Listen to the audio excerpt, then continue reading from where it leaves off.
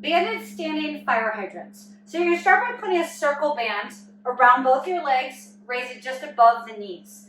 From here, I'm going to find my balance position, so standing nice and tall, neck over shoulders, shoulders over hips, hips over ankles. I'm going to balance, bring one leg up. From here, I'm going to bring that leg out and back, standing nice and tall, and then back down again. Up and back. You got to hold there, 10-second hold, and back down. Now you might notice not only is this hip working here, the one you're lifting and pushing back, but you also have this leg over here, your stabilizing hip working, and then down. So from another view, I'm going up and back, holding, and then down. You'll do 10 reps with 10-second holds on each side. Sideline leg lift with a kickback. You're going to start by laying on your side, sideline position. You can either prop your head up, or I prefer to actually just lay my head down low. Bend the bottom leg so you're supported on the bottom side, and straighten that top leg. So you're going to flex your foot, and you're going to keep your toes pointing straight forward. Hand is going to go right here on this hip, low back position. We want to use the glute and not that low back. So that this way, if you're right on this hip here, you can feel if the low back is starting to kick in, and you can feel if the glute is actually doing its job.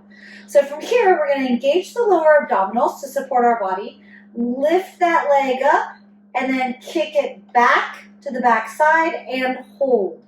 You're going to hold for 10 seconds, and then slowly lower down. Reposition your foot so it's directly in line with you. Raise the leg up, kick it back, and hold. Now it's important that kickback goes from the whole leg and not from the knee. We're not bending the knee to kick back. The leg stays straight. So you're lifting, feeling this muscle here engage, kicking it back, holding that engagement, and then release. I'm going to show you a different angle. So from this position here, you can see I lift up and kick back, and there's my hold, and then release. Up, back, hold.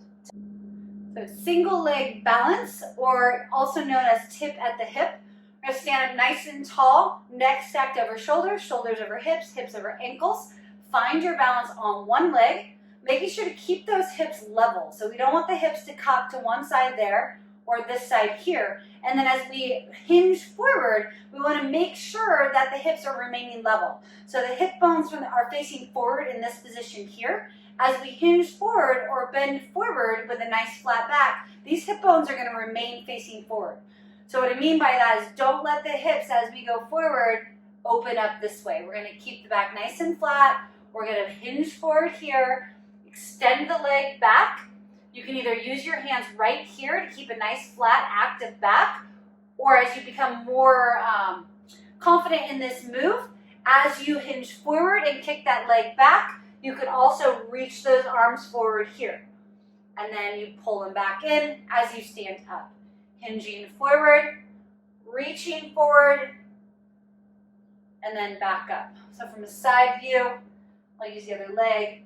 From here, stand nice and tall, engage those lower abdominals, hinge forward, so you can leave the leg compact here if you want, or you can extend it back here, making sure the hips are flat and facing forward.